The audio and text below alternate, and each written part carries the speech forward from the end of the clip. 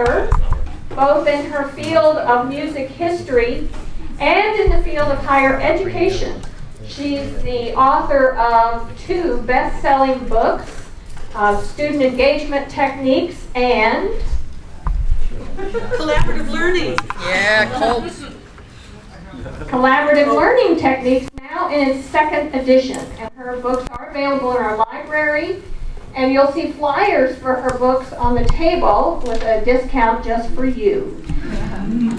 She has an exciting new book coming out in January that I know we're, the Faculty Development Center, really excited about, Learning Assessment Techniques. It's a book that I think should be very helpful for all of us as we work on assessing our student learning outcomes. Dr. Barkley is the recipient of a number of awards, including being chosen as a Carnegie Scholar by the Carnegie Foundation for the Advancement of Teaching and being chosen as a California Professor of the Year. She is a professor of music history at Foothill College in California, and I am delighted that we could get her. Join me in welcoming her.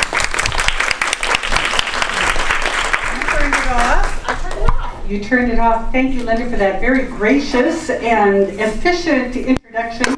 You all may know that Linda and I were Carnegie Scholars together. Did you know that? And so when she invited me to come here today, I thought, oh, how exciting. So I really am very delighted to be here with you today and wanted to give you a little background. When I was writing the first edition of the Collaborative Learning book, my daughter, who was in high school at the time, came home one day, and unlike here, she was extremely distraught. Now, I'm just going to tell you that my daughter has gone on, this was a few years ago, she went on and got a degree in physics and then industrial engineering from your sister campus, the little small one, College Park, down the road a bit. So she's older now, but in high school, she was about a senior here, and she came home one day and she was so distraught. And she goes, Mama, Mama, today was awful. My teacher, and I thought, what did your teacher do? At the time I was thinking, you can imagine. Every mother in here can imagine, as well as fathers, what I was afraid that her teacher had done because she was so upset. And so finally I got it out of her, and she said, assigned us to group work. I don't know if she knew I was writing a book on collaborative learning and was just trying to yank my chain a little bit, but I think she was really extremely upset about group work. You'll be happy to know that since her experiences both at your sister campus and at her undergraduate college, she has learned to love it. But clearly, it doesn't always work so well, does it? Which is why we're going to have an afternoon session, a little later session as well. I have one main goal for us today, and that is to have you leave with a really expanded repertoire of techniques that you can do to implement collaborative learning in your classes. And this is new for me, because often people want me to talk about the research behind collaborative learning, and want me to stand up here and talk to you about collaborative learning. And, there's just something a little not right about not walking the talk if we don't do it. So how are we going to do it? First of all, I am going to provide you a little bit of a framework, because you need to know what we call a COLT is. COLT stands for Collaborative Learning Technique. But then we're going to go through a 5-step process that's going to move pretty quickly and pretty efficiently, where it will start with me presenting some information and then pretty quickly shift to you working in your tables to see how to apply it within your own context. So we're going to go back and forth and back and forth, and I want you to feel comfortable during all of that to go get more things to eat, to go to use the facilities, whatever would be comfortable for you. So we're going to start right now by doing something important, which is to identify a couple of roles here on the college. So I want you to take a few moments to talk to each other and determine who has been here at this institution teaching the longest. Because your role will be to facilitate, and then Whoever is the most recent is going to be the recorder. So take 2 minutes to figure out who that is. Shortest teaching is you? Shortest teaching. Alright, so you're the recorder, and you're the facilitator. Just at your table.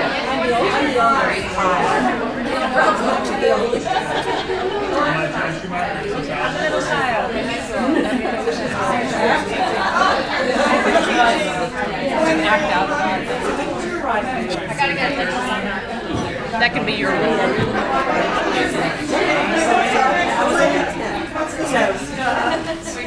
Okay, so you got it?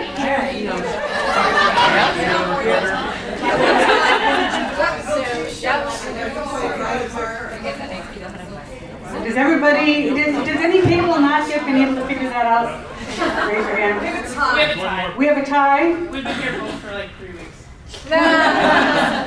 Okay, whoever has the longest hair. Ah, it's you. It's you. Okay, so and maybe you can trade off halfway. Okay, so let's talk about a bit about a framework of what is a cult. So when we wrote the book, we wanted to model it after the Classroom Assessment Techniques book because one of the authors, Kate Patricia Frost, was an author of that book as well. So it's 35 very specific tools or techniques that come out of the good practice literature on collaborative learning in 6 different categories. So we have discussion cults where exchanging words in a speaking manner is the main way that it's conducted. We have reciprocal peer teaching where the main kind of focus is students teaching other students. We have problem solving ones. We have graphic information organizers, and we have writing. So we have 6 different types of categories, and then we just added a new one in the last one, which says discussion here. I didn't see that. It's games. So I'll fix that, but you just have to look at that and say, oh, instead of discussion, it says games. So the anatomy of a cult is actually, it's a big technique. It's not just a small couple of sentences about it. Within each technique, we give the description and the purpose. Why is it useful for learning? What do you need to prepare for it? We provide step-by-step procedures, and then we also provide how to implement it online, some guidance online. And then we also include examples in actual courses in both the face-to-face environment and the online environment. We've expanded it in the 2nd edition to include flipped classes and large lecture classes. We provide variations and extensions on that technique, and then the primary resources if you want to go back and research that technique a little bit more. So you can see that they're really big pieces of information on each technique. And what I have tried to do for you is to condense all that information into a quick reference. I don't know if any of you have had this experience where you've been working with something like Microsoft Word. This table was 2.5 pages, and I kept to think, I can get it smaller, I can get it smaller. I reduced the font, I reduced the outline on the document, everything, and I finally managed to get it into 2 pages. And it is on your table attached to this one sheet. So I think that that is going to be a very useful reference for you. But I want you to remember that the technique itself in the book has lots of guidance. This is just to give you the absolute essence of it so that you could determine whether or not it would be useful to you. So here's what I thought would be a good 5-step process. We're going to go through each of those 6 categories, and for each one I'll present just a little bit of an overview on it. And then I'm going to ask you to just be quiet and think for a few moments on how you might take one of those techniques and put it within your own teaching context. I don't know about you as teachers, but I think Linda did tell you that I am still teaching. I counted the years recently, and I've been teaching college for 38 years. I'm still full-time teaching. This is our third week of the quarter, and I can be here because I have my students gainfully employed doing some projects. But I've been teaching for a long time, and I'm still teaching, which is, interesting, if nothing else. But I know that I get nervous about having quiet time in the classroom. It feels like I should be doing something all the time. So I want to provide you, though, with a few moments of reflection. Only a few moments, but that's what we're going to do. And then right after that, you're going to move to talking about your ideas in the table. And on this sheet that is attached to the quick reference, you'll see this is for you to keep, because you can just jot down your own ideas on here. Use it as a place to take some notes. Okay? So this is yours, and you will walk away when you leave the room today with that document. But the next step is we're going to ask the facilitator, or I'm going to ask the facilitator to lead a very brief, very pointed conversation on your table where you share your ideas on how to apply one of these ones that I give you to your context. And then you will write down what you consider to be one of the best ideas in the repository that is for the group. Now that's a complicated set of instructions, and I'll remind you of the steps, but I'll tell you why I organized it this way. I really want this to be worth your time. And I think that if we move through very succinctly, very pointedly like this, very intentionally, we will be able to get lots of good information down on these knowledge repositories. And then, after the workshop, Linda and her staff have said that they will take those, transcribe them into a single document, and send them to you. Does that sound cool? Yeah. Because I think what you will get from that is a real treasure chest of good, solid ideas for how to do collaborative learning here in this context. So I do ask that you not be miserly. Share your ideas.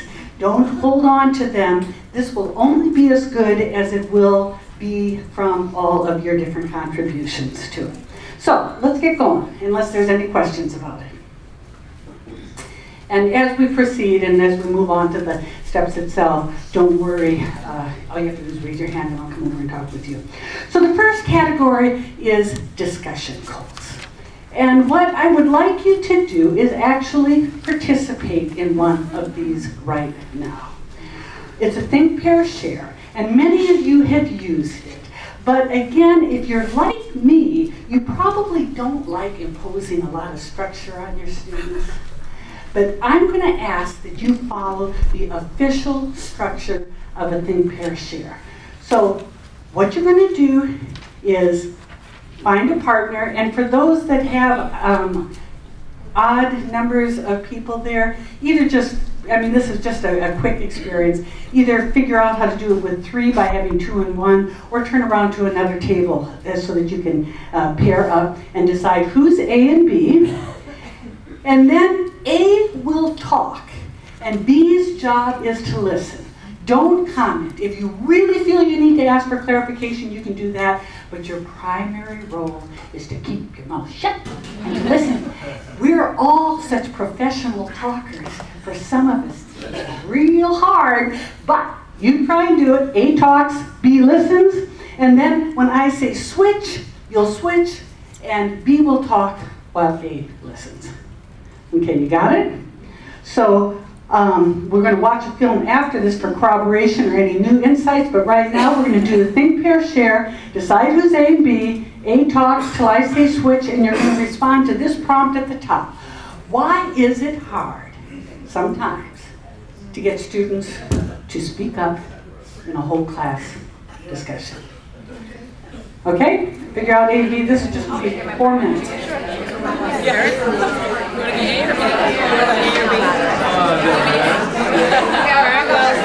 think it's actually a benefit ratio. They don't need a benefit.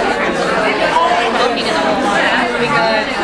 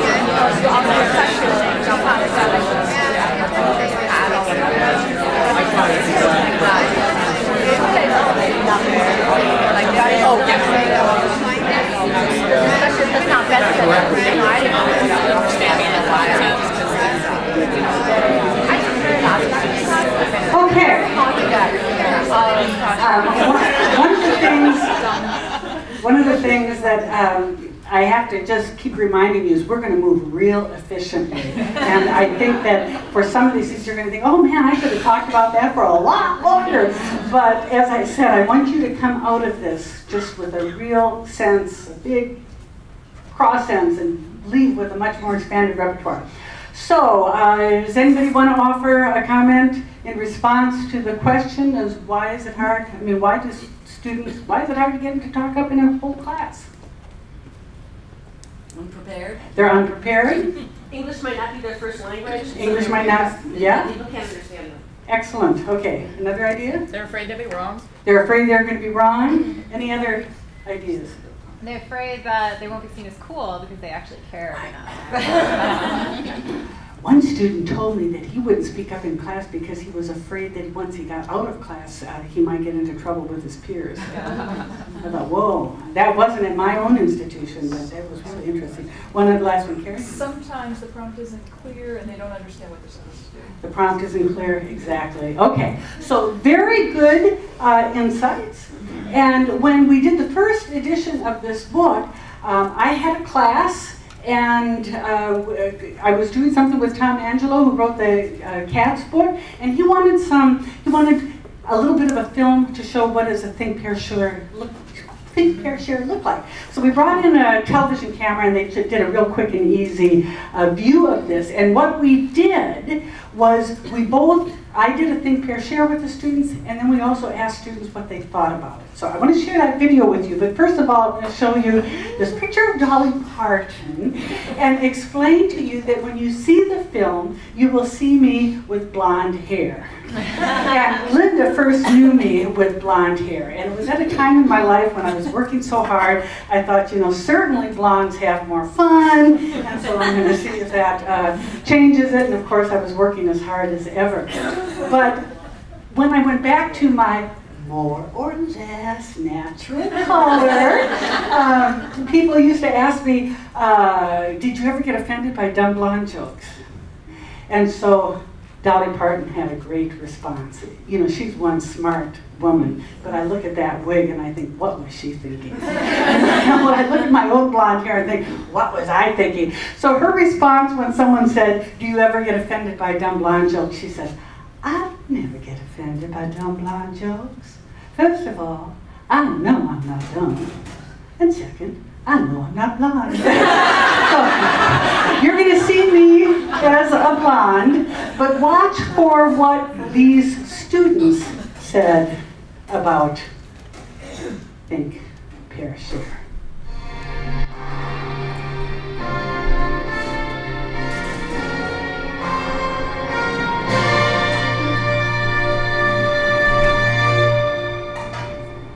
Teachers know that provocative discussion is a powerful teaching strategy, yet it is difficult to get all students to participate effectively. Good discussion requires students to speak up and say what they truly think, feel, and believe, and many students are reluctant to take this risk. They are afraid to look stupid if their comments are viewed as incorrect or inappropriate. Speaking up is difficult for new or first-generation college students, and it is particularly risky for ESL students who are embarrassed about their accents or fear they'll use the wrong words or that people won't understand them. It's the different teaching style from American and Asians. We are not speaking for 10 years. High school and primary school years. So this like becoming a habit. Well, along with being able to convey your ideas, you also get to meet new people in the class. And the more people you meet, the more comfortable you feel to be able to speak up. When I moved back to the US, I had took English ESL class, and I was just so shy. You know, the teacher just talked to me, and my face just turned red, and I was like, uh-oh. Like for those ordinary discussion, every time like the instructor asks us to think and share, I know I'm not gonna share in class, so I'm not gonna think. Like for this activity, Think, Pair, Share, I know I'm gonna say something to the person next to me, so it gives me some motivation to really think about the question. It's hard for me to talk in front of groups, But when you talk to a partner and you kind of learn their ideas, you feel like you have to share their idea. And you kind of overcome your own anxiety because you've learned something. I think this is more progressive as far as having different ethnicities and different age groups and classrooms and stuff, and all these experiences come together. With this time that teachers allocate for you just to think, that encourages, you know, to form your opinions and your thoughts about the particular subject at hand. My class is full of these kinds of students, so I'm using a collaborative learning technique known as Think, Pair, Share. In this film clip, I will have been lecturing on the Urban Folk Revival. I'll stop lecturing, pose a question, and ask students to take a few moments to think about an answer. Then I'll tell them to pair up to discuss their answers before sharing with the entire class, hence Think, Pair, Share. This cult reduces the risk associated with discussion because it gives students time to clarify their thoughts and rehearse their comments before speaking up in the whole class. My learning goal here is for students to recognize the political power of music and to help give that power personal significance by asking students to relate it to their own lives. When music was used as a political purpose during the Civil Rights Movement, they sang the song "We Shall Overcome," which gave Black Americans the self-confidence and self-esteem that they needed to stand up and fight. I come from Jordan. The singer has to sing about the Queen and the King of Jordan to encourage people to fall in love with them. Marvin Gaye, the album called What's Going On, it carries a political message. It talks about drug abuse, poverty, environment, political corruption, and also it carries anti-Vietnam War message. During the Cold War, I used to be in a country with a socialist regime, Ethiopia, which is, and they used to have they used to teach us in kindergarten in International, which was the national anthem for Soviet Union, and you know it's like ingrained now. I can sing it now. Like during slavery, when the plantation owners took the drums away from the slaves, so they couldn't communicate among each other and send messages and stuff. Excellent idea. I love these connections that you are all making. Think, Pair, Share is not typically graded. However, I do grade it using a variation of another cult called dialogue journals. I ask students to organize all their lecture and discussion notes into an in-class portfolio and submit this to me for grading 3 times a term. I review their portfolio and assign grades based on the quality and quantity of their in-class work.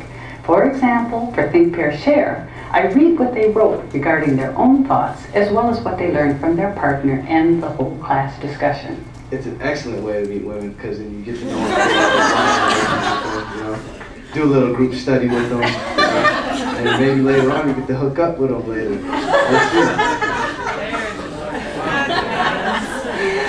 So I don't know about you, and again, I have to go through this so efficiently, but you know, the one comment that I will never ever forget is the young Asian woman who says, I know in normal discussion, I'm not going to share, so I don't even think. Yeah. I thought I never would have thought of that. Yeah. Anyway, so I'm hoping that maybe you got a few ideas, but essentially how discussion cults help support learning is obviously more individuals can participate. In a whole class, what do you get? 3, 4 students that usually are willing to speak up. If you assign the roles, regardless of the kind of discussion cult it is, it requires students to contribute. Speaking to their peers in a small group is clearly less threatening. I never spoke up in my university classes. I would never have. I was way too shy. But if I had been required to talk to a partner, I had things to say, I just was too scared to say them in such a threatening whole class situation. Individuals may find support for opinions from their peers if they're doing something that they're afraid it might be a little bit less popular. They can get some support perhaps, and it gives them some time to clarify their thoughts in a less threatening area before going public with the whole group. So, what are some of the discussion cults? We have the Think, Pair, Shares. This is written down for you on your reference, so I'm not going to read through it all. But the round robins, we have buzz groups, we have talking chips, we have 3-step interviews, and we have critical debates. And so on your reference sheet, you'll have both a brief description of what that technique is like and what it is particularly useful for. So rather than me reading to you what is on the slide, what that you have there, I'm going to let you go to do that. And so now you're going to move to this part. So here's what the facilitator's responsibilities are. You're going to have to move quickly, and you're going to have to help manage the time. It's going to start off with a few moments of silence, so you determine within about a 5-minute framework how soon you can move to the group discussion. Does that make sense? And so also try to help ensure that everyone contributes. And then when it's time to get back to me doing presentation, kind of help people. I brought something, I found this yesterday morning before I left on the plane. I was just a couple of weeks ago at University of Barranquilla in Bogota in Colombia with L.D. Fink, who wrote the Significant Learning book. He carries a big honking school bell. And so when it was time for that group to move back to whole group instead of small group stuff, he'd go whang, whang, whang, you know. And I thought, I don't have that, but I found this little replication of a California mission bell. So that's the little bell I'm going to bring. And so the sooner we can move back to attention on me, then the more efficiently we can move through. The recorder's responsibilities are to, as you get to that one best idea, and I put best in quotes because what is best? It might be the easiest, it might be the simplest, it might be the most engaging. You just determine. Don't worry too much about semantics. And then write legibly because Linda and her staff need to be able to translate it. So what you are going to do, and I will ring that bell, is you're going to spend a few minutes thinking about how it might apply, any of those, to your own teaching context. And then the facilitator, as soon as you can, shift it into sharing ideas so that you can come up with that best idea. Okay? Guess what? You have 5 minutes for that. 5 minutes. Go and raise your hand if you are sure what to do. So we'll take a minute or two.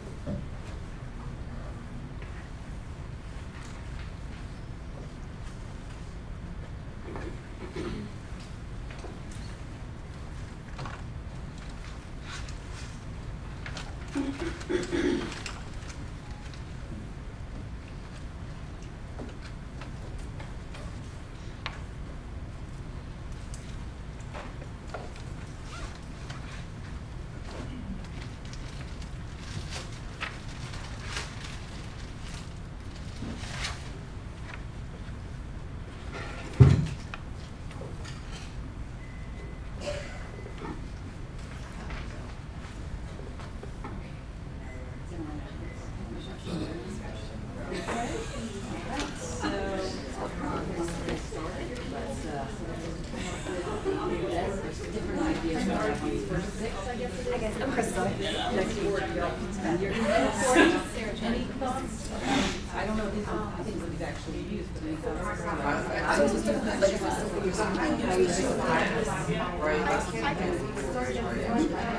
So I think my groups So I think we can each get 30 to 45 seconds to talk about our individual ideas. Are we doing a round robin? Yeah. Do you want to start? I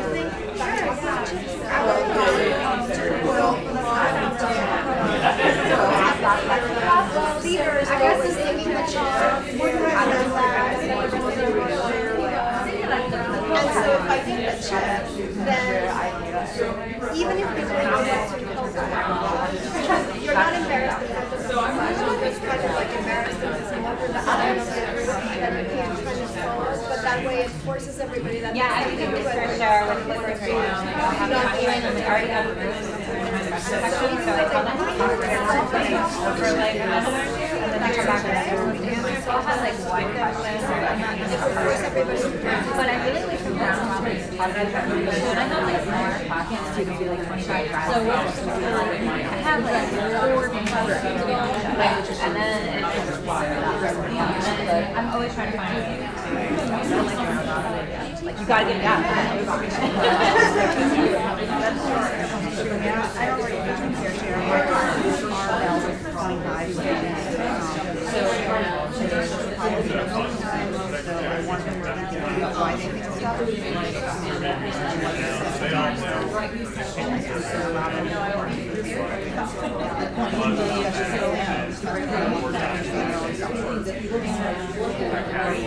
This is my second time teaching, so last Friday this week I did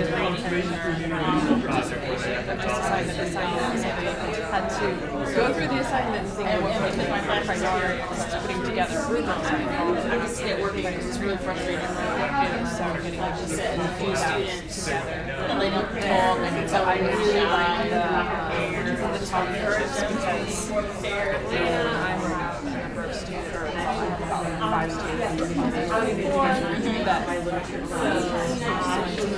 even when I call on other people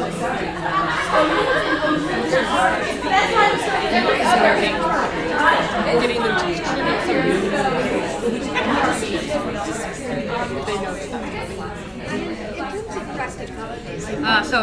my whole class is basically a series of shares and teams rather than pairs. Think team share, and they vote with voting cards instead of clickers, which is the exact same thing. So that's really useful. However, one more minute. The classes are very big, so I think going back to something Lily said earlier, you sort of hit more people with the round robin. Some of them have nutrition class, so I try to get 30. I have little cards with students' names on them, and there's 100 students, so I try to get 30 of them every day, so they feel like it's a legitimate risk because they call on. And that's sometimes if I just do the think fair shares, I won't get 30. So I like to do a round robin too, where I just say, what are all the symptoms you get from this, nerve being destroyed? Symptoms. And I give them a chance to think about it first, and then you go through, and that way I get people. When I started thinking about it as a buzz group, I'm thinking like for exam review or a help session, maybe we should have different sort of topics, students kind of group, and you're most interested in that topic, kind of decide, here's one thing that really I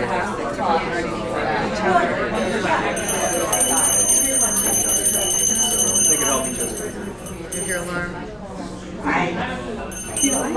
I think I told you, this is I created this workshop specifically for you all and for George Washington University, where I'm going to tomorrow. And I'm really curious to see how it goes, because it feels like we're packing in a lot. But anyway, I'm hoping it's going to feel like it was worth your time. So did you get enough of a chance, although it was moving quickly? So you should have one good idea there then that the recorder puts down in that first category. All right? Okay, good. Oh, you're giving me more confidence here. So now we'll move on to reciprocal teaching, Colts. And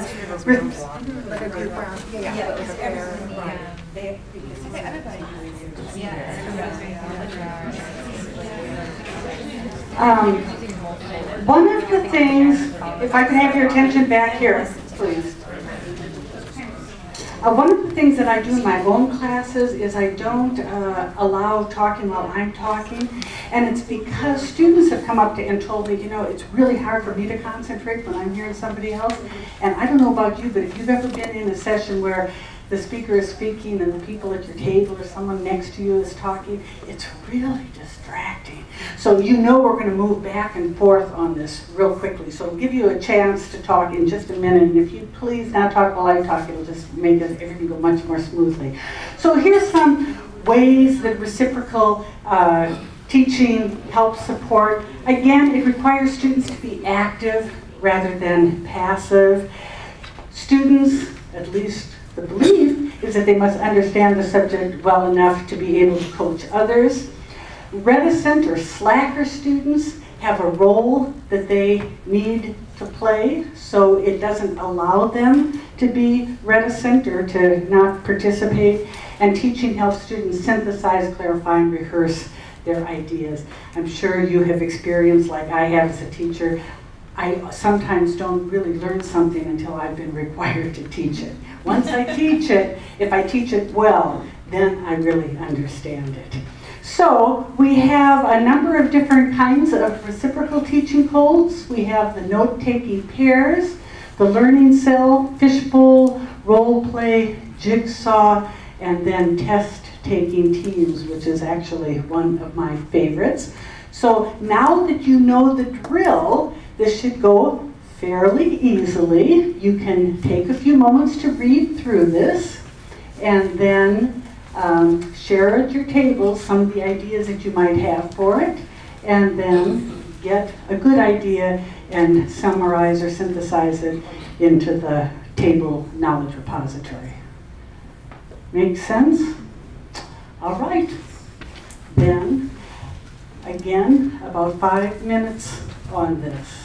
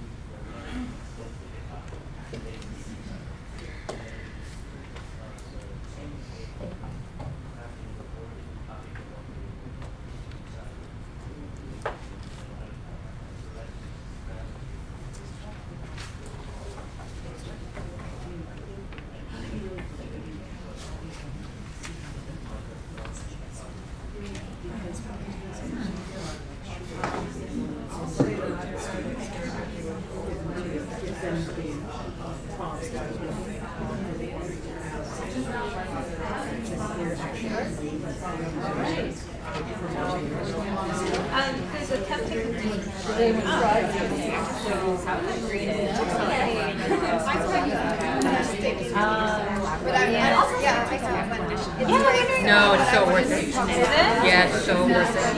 It's so fantastic. That's my favorite. Yeah, especially team-based, but especially when they have those little scratch-off cards where they find out what the right answer is as soon as they guess it. Oh my gosh, the energy they get. Super good. Plus, at the end, they all know everything. So that's what you want. But it does take time. But I think it's worth it. Anyway.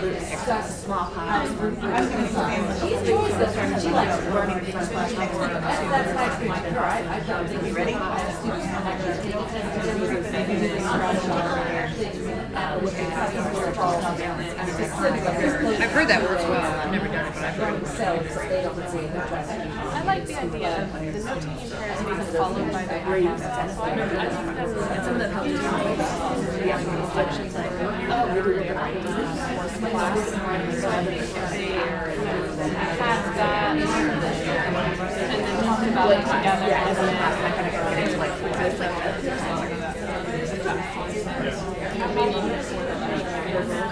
or maybe in the middle. I like the jigsaw as well. So finding there are some concepts that I'm grasping and learn it. And I think as you learn it, as you learn grades, and they all start building their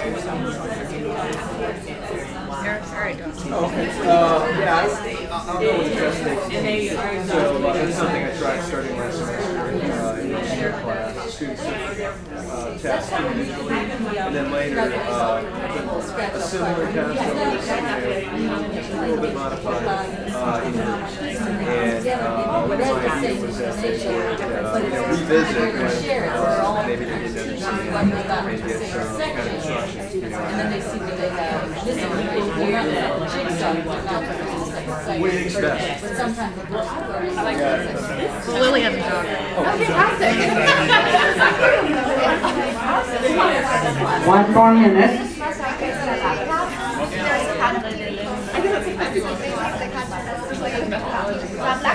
everywhere. review the material until like, was that really beneficial? But yeah, they had told us at least I proved they were maybe not that much. Yeah, kind of make up some conflicts and make them role play them. Like I think you have to figure out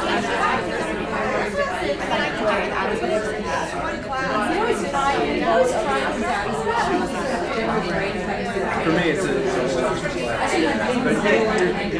Yeah, so there were like reading quizzes when they come in for team-based learning and take an individual team. So they're both very short, like 10 to 15 minutes apiece. But then just this morning before I came here, I did individual quiz and then the team test. But in that case, the test is very hard and it's completely different than the individual test. It's much harder. So that's a different thing. But I've heard that even if it is, yeah, it was great. Everything is great.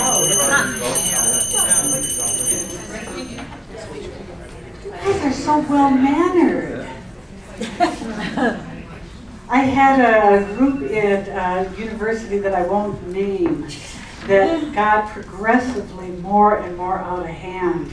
And it was like they were your worst nightmare of students, and these were university professors.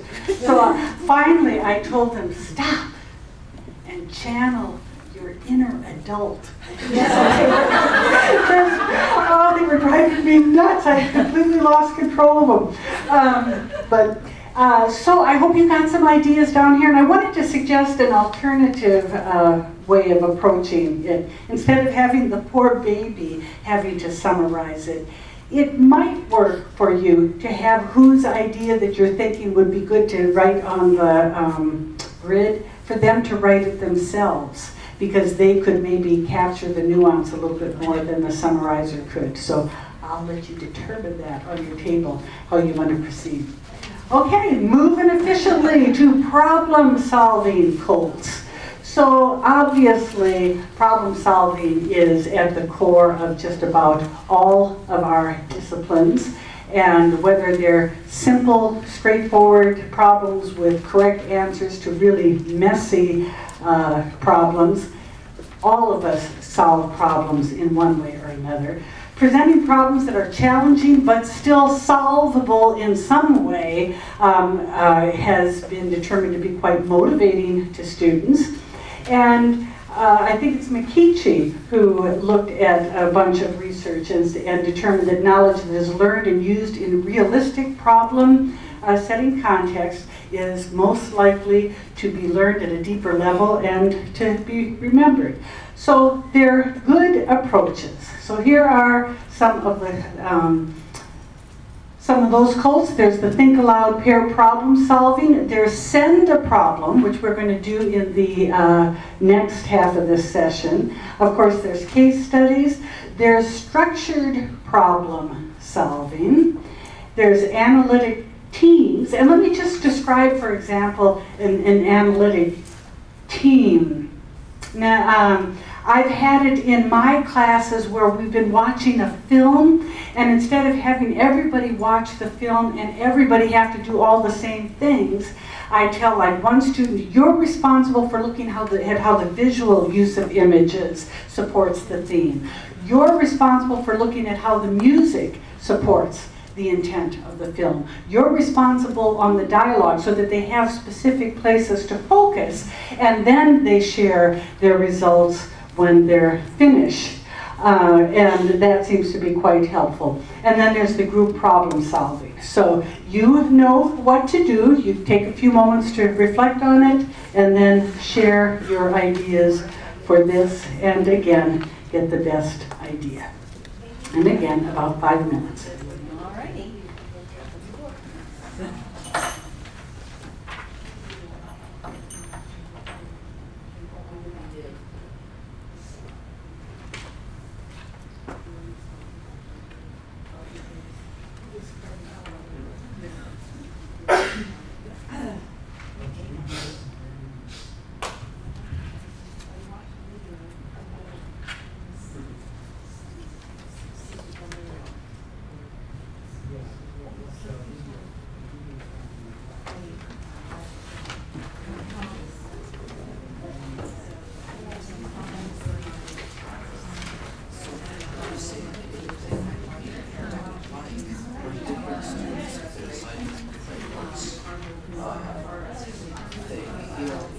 Well, I think it was one. If Joe is the you were ready to use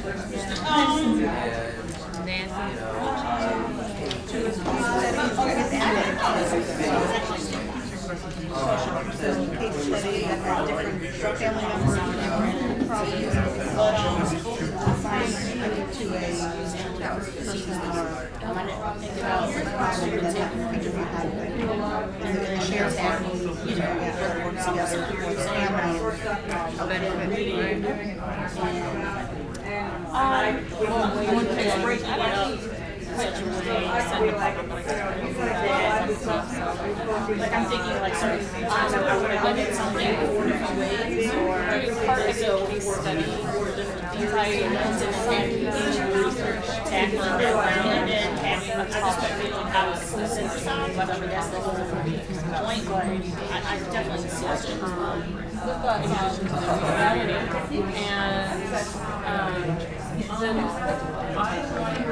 so I guess that's where I go. So to think about exposure to the research, but then crises or sort of interfacing every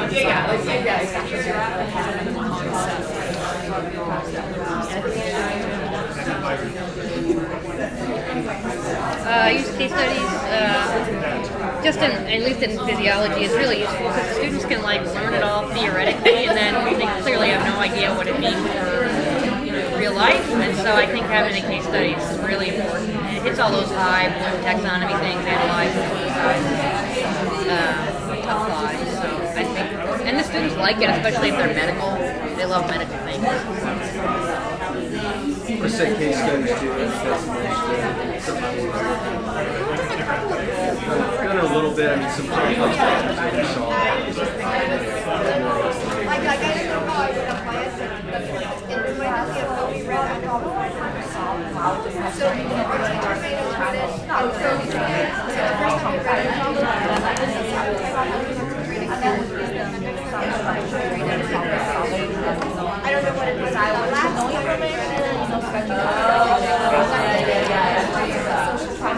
I guess that was just not a book about animals. That's what okay, so on the other page, yeah.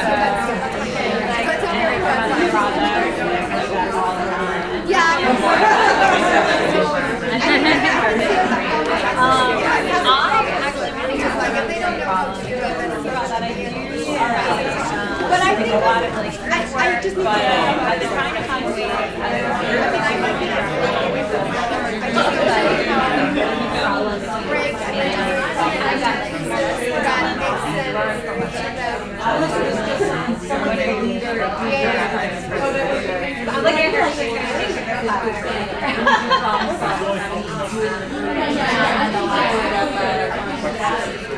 One more minute.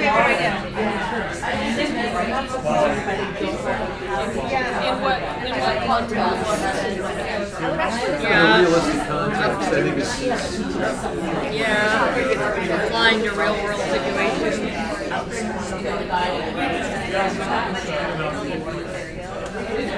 yeah, like I think I need to. I'm not a fan of roles when it's like you're the reporter type of thing. I personally think that's really condescending. But the way that you stated it when you're members of the family, I think that can be really effective. Because then you're advocating for that agent or person within that context, and that to me would be really good.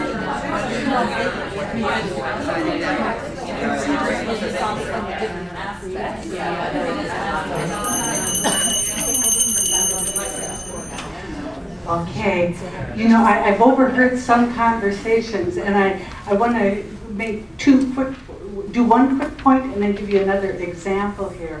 And that is that all of the cults, we envision them as kind of general recipes that you would adapt and vary. I've heard people say, oh, I did a variation of that. And that's absolutely the intent of each one of these techniques.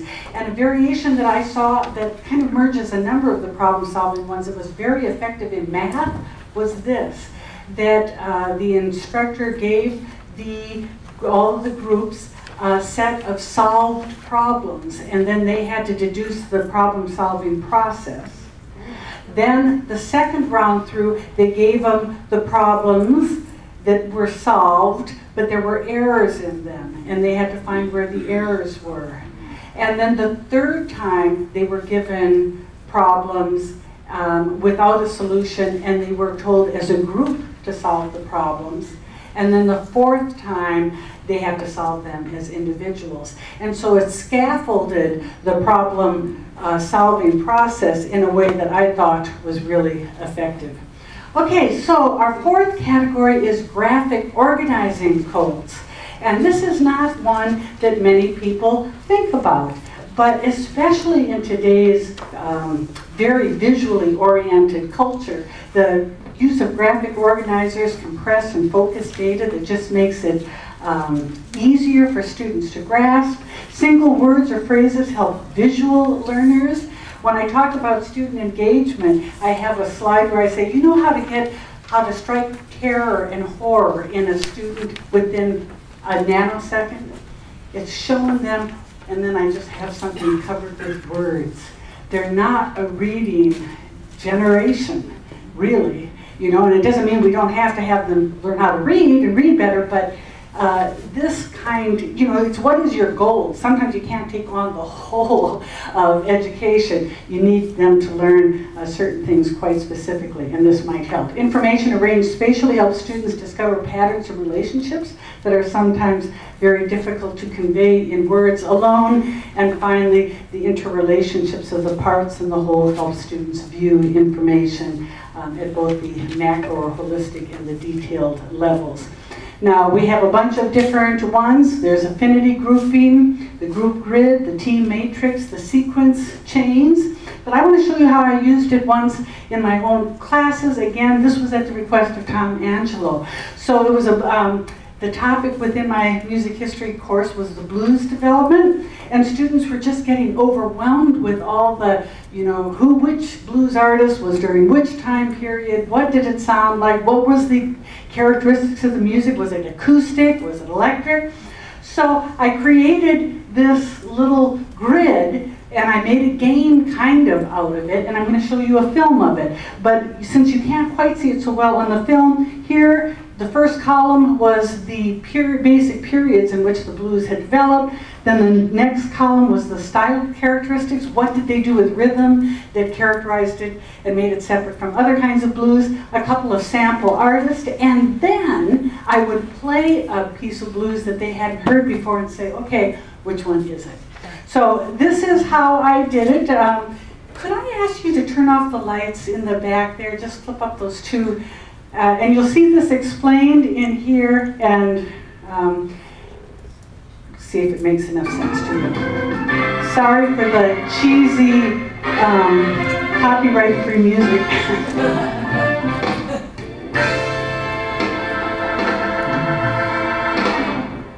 We're going down the line. I'm going to need a square from anywhere. Choose anything you want to hand me, tell me where to put it. They focus in the film on one group for this. Group grid is part of a category of collaborative learning techniques known as graphic organizers. Based on the premise that a picture is worth 1,000 words, graphic organizers help students create visual displays that aid in learning and remembering information. For group grids, students are given pieces of information and asked to sort them by placing them in the blank cells of the grid. The course in which this activity was filmed is Music of Multicultural America, and my learning goal is to help students clarify the stages of blues evolution. As you can see on the grid, I have the columns identified by key categories such as genre, characteristics, and artists, and the rows identified by the decade in which that genre evolved or dominated. I will give students a scrambled list of pieces of information as well as a stack of sticky notes, and under the guidance of a team leader, groups will sort this list into the appropriate categories. I got 1940 to 1950, the Muddy Waters. Artists. The 40s and 50s. Bessie Smith for 30. Using removable sticky notes allows me to reuse the grid to sort different pieces of information for new tasks. Notice that the last column is for listening identification.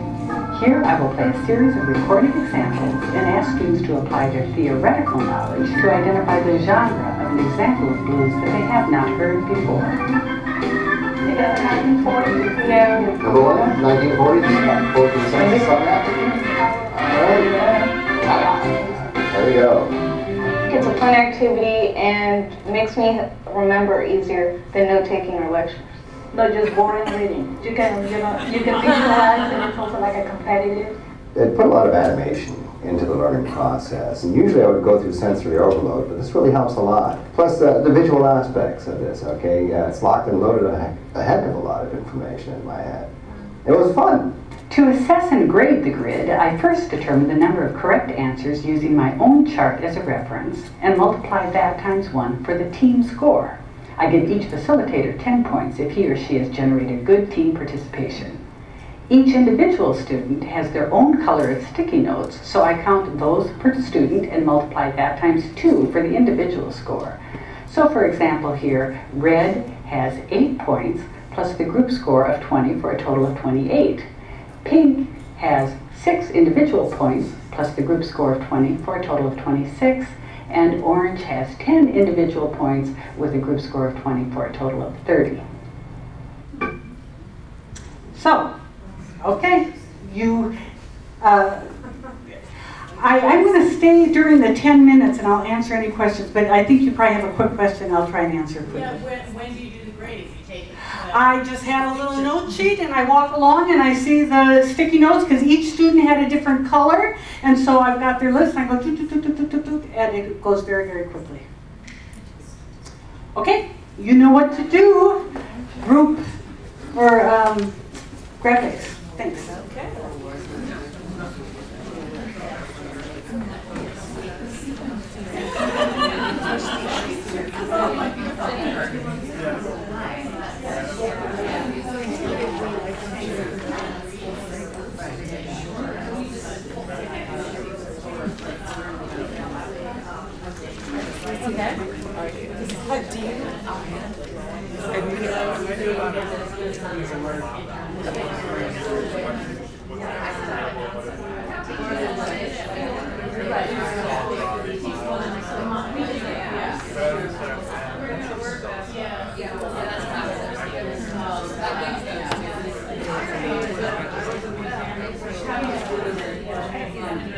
I know, I was thinking I think it might be depending on the field, whether it's you. I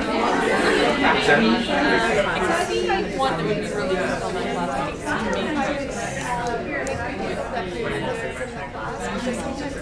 Yeah, these are like they don't remember what they do. They pretend like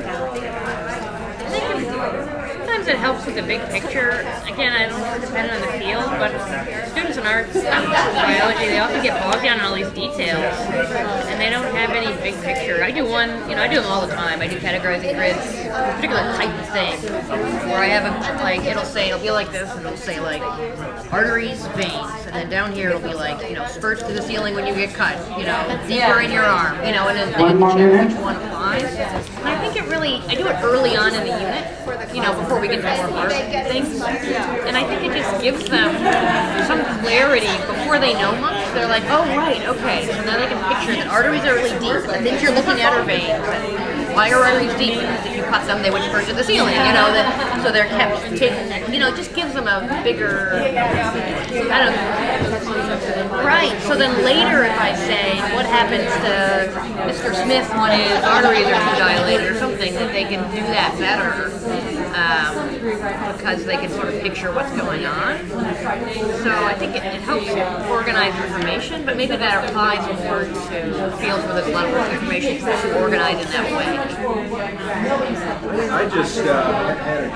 I was just putting together a table where I was kind of relating various concepts, definitions, recommendations, graphical, university equation, but I have the idea of having one step, having students get groups and cutting out pieces, and they're going to find out how things ought to be arranged, and this definition, what is that? So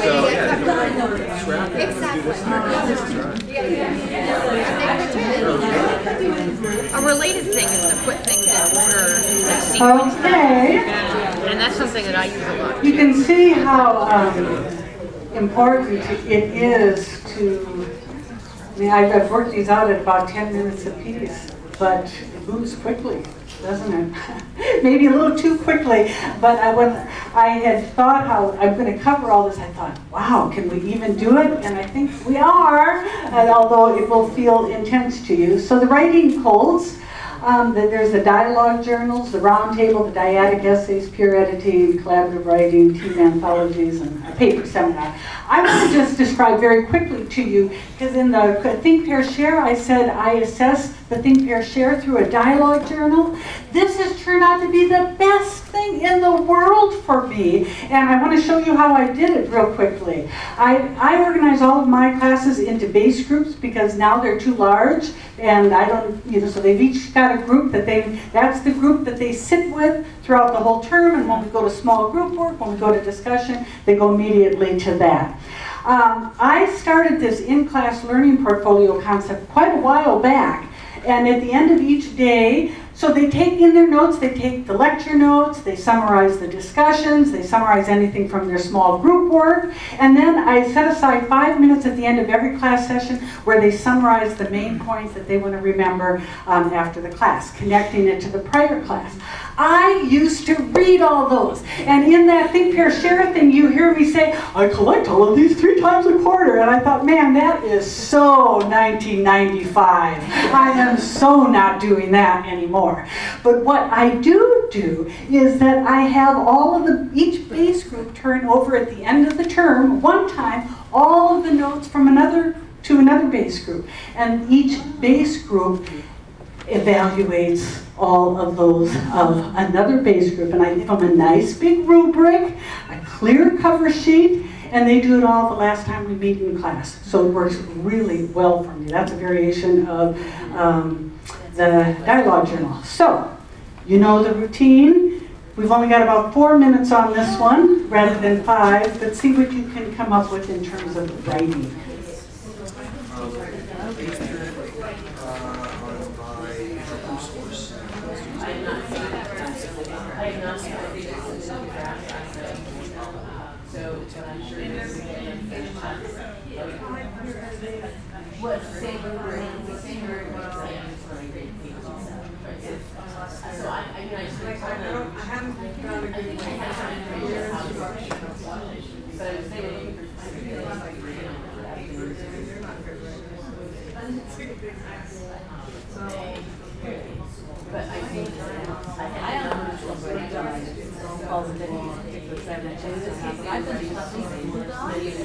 And I have students who do it, so in classrooms, I have students working a problem together where they all need to make so the idea of how they go through and they can answer questions. I'll give them so Linda's done the round table at various Faculty Development Center events, and that is fun. I think asking students to write a formal paper together is an absolutely horrible idea unless you have it structured some way.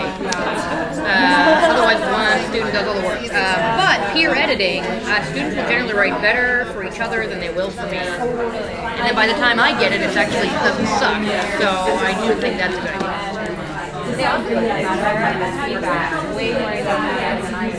And they're more critical. They're really more critical. Yeah. They're like, you don't develop this argument at all. You know, and I'm like, you said it, not me. You know. Eric? I just have a little notion about the dialogue. I just wondered if there would be some kind of somehow sheet share in your class. Few more seconds.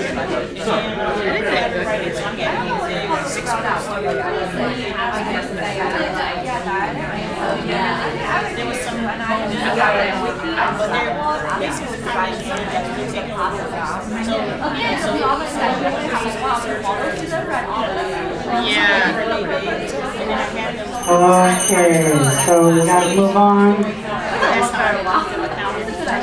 And as I said, I will stay during the 10 minutes if you have some questions.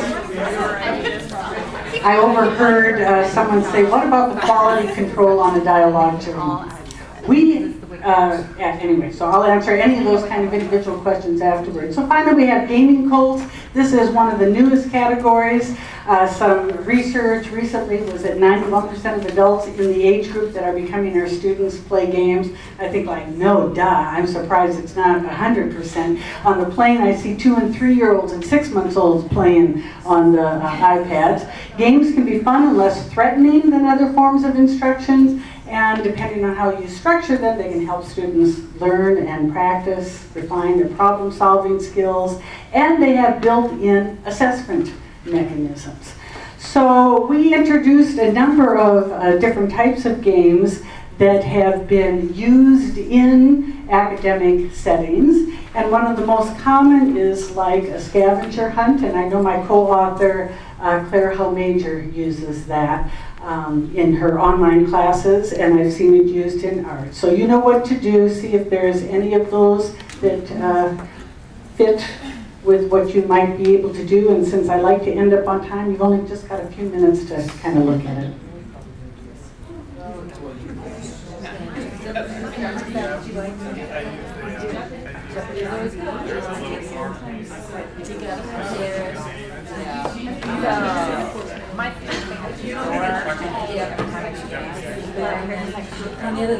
They seem to look at us separately like it, and they probably just act that way.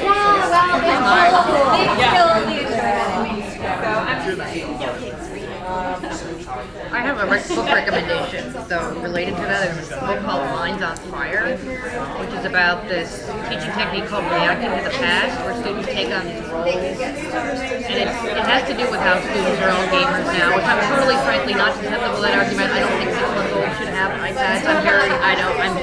I'm a old fogey, but I thought that book was really interesting and convincing, and even if you decide you're never going to teach it that method, it was really, it had a lot of interesting arguments in it that would influence anyone's thinking. I'm a scientist, and it was all mostly non-science stuff that they were talking about, but I think it's still worth it. A lot of history and stuff.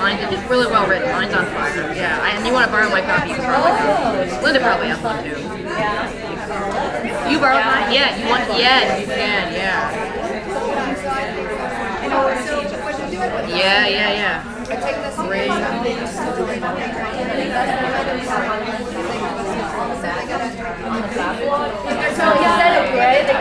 Josh did that. Yeah.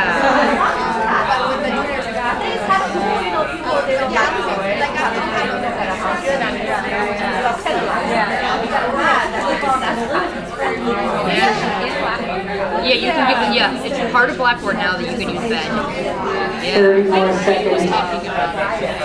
There's some people in chemical engineering who do it. I don't know if anybody else is doing it yet, but is Maria Jose here? Yeah, she knows. Right there. I think she knows about it.